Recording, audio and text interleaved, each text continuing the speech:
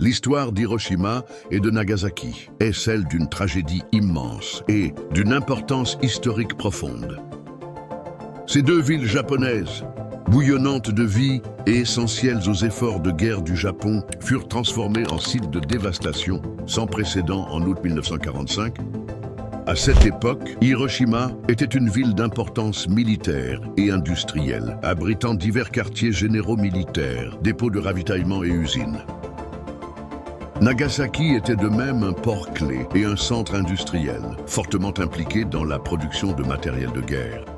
Les habitants de ces villes ne vaquaient pas simplement à leurs occupations quotidiennes, ils contribuaient massivement à l'effort de guerre, y compris tristement les enfants qui faisaient partie de la main-d'œuvre dans les usines et autres installations militaires. Il se blette que le Japon ne s'arrêterait pas et ne se rendrait jamais. Mais les États-Unis travaillaient sur quelque chose d'incroyablement sinistre en même temps, le développement de la bombe atomique, qui changerait le cours de l'histoire pour toujours.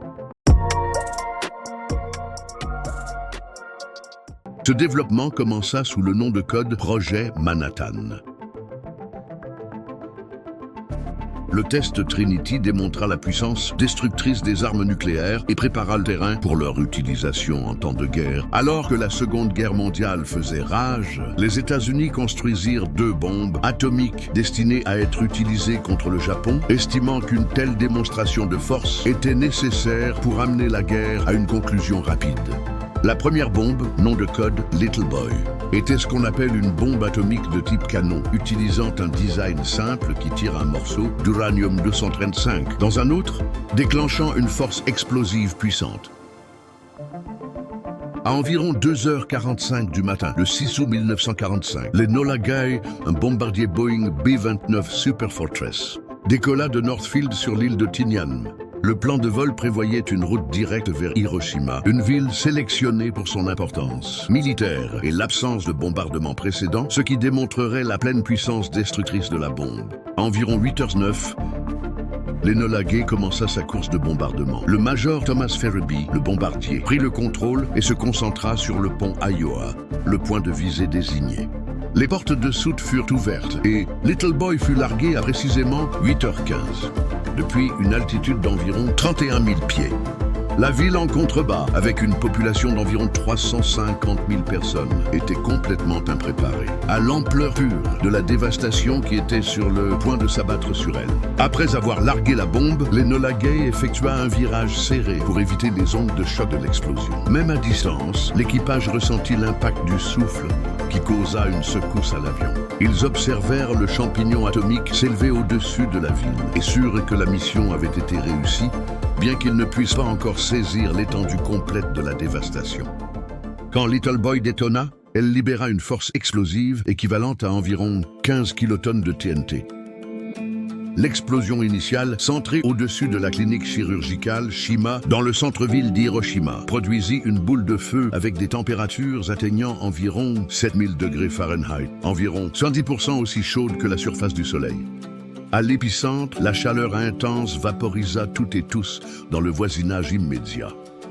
On estime que l'impact immédiat de l'explosion tua instantanément entre 70 000 et 80 000 personnes. Les corps humains furent incinérés en un instant, ne laissant derrière eux que des ombres imprimées sur les murs et les trottoirs, connues sous le nom d'ombres Hibakusha. Ces ombres furent créées par la chaleur intense qui décolora les surfaces environnantes, laissant des contours sombres là où les corps avaient bloqué le rayonnement thermique. Dans les environs juste au-delà de l'épicentre, le rayonnement thermique intense causa des brûlures sévères, souvent au point de carboniser la peau et les tissus musculaires. Ces brûlures thermiques furent parmi les blessures les plus communes subies par ceux qui survécurent au souffle initial. La peau se détachait par plaques et la douleur était atroce. Beaucoup de victimes décrivirent la sensation comme si leur corps était en feu. Ces brûlures menèrent souvent à des infections sévères, car les installations médicales furent submergées et incapables de fournir des soins adéquats au nombre considérable de blessés. Beaucoup succombèrent à leurs blessures dans les jours ou semaines qui suivirent. Dans les mois et années suivant les bombardements, les survivants, connus sous le nom d'Hibakusha, firent face à des risques accrus de leucémie, cancer et autres maladies chroniques dues à l'exposition aux radiations. Et ce n'était pas tout. La force de l'explosion causa également une onde de choc puissante qui détruisit les bâtiments, déracina les arbres et projeta des débris avec une force létale. Beaucoup de personnes furent écrasées sous les structures effondrées ou frappées par des débris volants. La surpression de l'onde de choc causa des blessures traumatiques, telles que des tympans perforés, des organes écrasés et des os brisés. Ceux qui étaient à l'intérieur des bâtiments, quand le souffle se produisit, furent souvent piégés ou ensevelis sous les décombres, faisant face à une lutte sinistre pour leur survie. Plus loin de l'épicentre, les effets de l'exposition aux radiations devinrent une cause prédominante de blessures et de morts. Les rayons gamma et neutrons libérés par l'explosion pénétrèrent profondément dans les corps de ceux exposés, endommageant les cellules et tissus. Cela mena au syndrome d'irradiation aiguë à court terme, caractérisé par des symptômes tels qu'une détresse gastro-intestinale sévère, des saignements partout, et la perte de cheveux. À long terme, l'exposition aux radiations augmenta le risque de cancer, particulièrement la leucémie, le cancer de la thyroïde et les tumeurs solides. Il existe un témoignage oculaire d'une femme du nom de Reiko Yamada. Reiko était une fillette de 11 ans au moment du bombardement d'Hiroshima. Son expérience fournit un récit vivant et déchirant des événements et de leurs conséquences. Reiko était avec ses camarades de classe quand la bombe fut larguée ce matin-là. Elle et ses camarades étaient dans la cour d'école sous le soleil, brûlant de l'été quand elle entendit soudain un garçon crier « Regardez, un B-29 ». Elle leva les yeux vers le ciel et vit le B-29 argenté brillant voler haut dans le ciel bleu, traçant un arc blanc avec sa traînée de vapeur. L'instant suivant, il y eut un éclair blanc et elle fut aveuglée. Elle décrivit un éclair brillant de lumière et un souffle puissant qui la fit tomber. Après avoir repris conscience, elle fut témoin de scènes de dévastation inimaginables.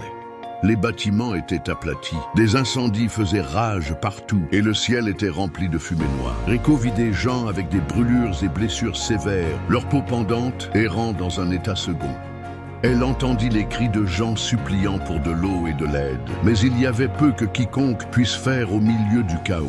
Selon Reiko Yamada, le nombre de morts était énorme et à cause de la chaleur estivale, les corps de ceux qui n'avaient pas été vaporisés instantanément durent être incinérés immédiatement pour prévenir la propagation de maladies. Horriblement, ils furent empilés dans une piscine vide de l'école, recouverts de bois et brûlés. Beaucoup de ces personnes ne furent jamais identifiées car certaines furent brûlées au-delà de toute reconnaissance. Personne n'était préparé à ce qui était arrivé ou à ce qui allait arriver après l'explosion, car une arme nucléaire radioactive n'avait jamais été utilisée auparavant. Et personne ne connaîtrait les effets secondaires d'une telle explosion et ce que les radiations feraient aux corps humains. Il n'y eut pas d'évacuation et des médecins furent envoyés dans la ville pour aider les survivants. Ces médecins n'avaient aucune idée qu'ils risquaient leur propre vie et ne faisaient que prolonger les souffrances des victimes qui avaient survécu au souffle initial.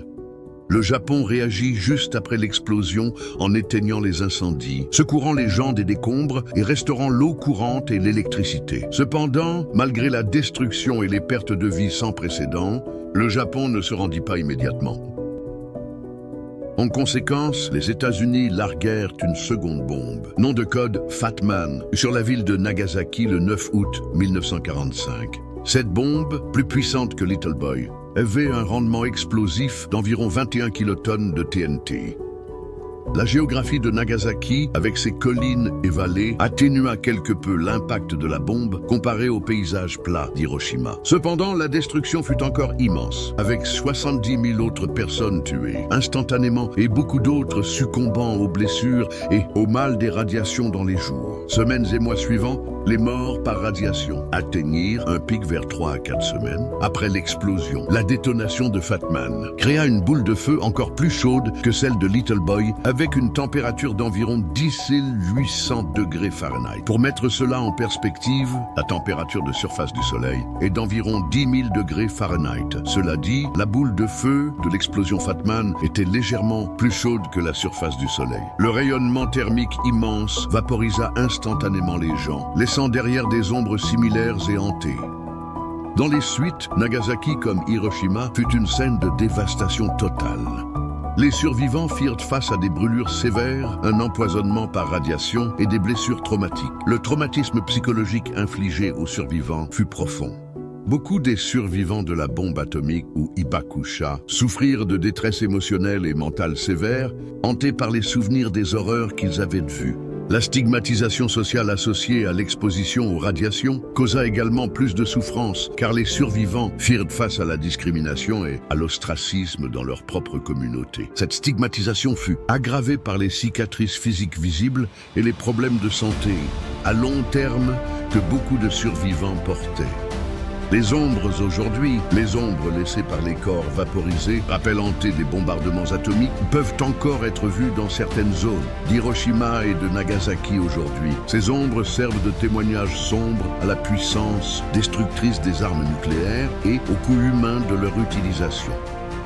Des mémoriaux et musées dans les deux villes préservent ces artefacts et éduquent les visiteurs sur les horreurs de la guerre nucléaire, soulignant l'importance de la paix et du désarmement. Les bombardements d'Hiroshima et de Nagasaki marquèrent la première et unique utilisation d'armes nucléaires en temps de guerre. Ils démontrèrent la puissance dévastatrice de ces armes et soulignèrent le besoin urgent d'efforts internationaux pour prévenir leur usage futur. La destruction causée par les bombes et les effets subséquents des radiations sur les corps humains mirent en évidence la nature indiscriminée de la guerre nucléaire, où civils et combattants subissent également des conséquences inimaginables. La chose la plus terrifiante dans tout cela, c'est que le monde d'aujourd'hui possède un nombre bien plus grand d'armes nucléaires, chacune bien plus puissante que celle larguée sur Hiroshima et Nagasaki. Un conflit nucléaire à l'époque moderne résulterait en une perte catastrophique de vie, une destruction environnementale et des effets sanitaires à long terme, sur une échelle bien au-delà de ce qui s'est produit en 1945. En reconnaissant et en éduquant tout le monde sur l'étendue véritable de la souffrance humaine causée par les bombardements atomiques survenus au Japon, nous franchissons une étape cruciale vers une communauté mondiale plus informée et consciencieuse. Que cette compréhension soit une fondation sur laquelle nous espérons construire un monde plus sûr et plus pacifique, honorant la mémoire de ceux qui périrent et de ceux qui vécurent l'un des chapitres les plus sombres de l'histoire humaine.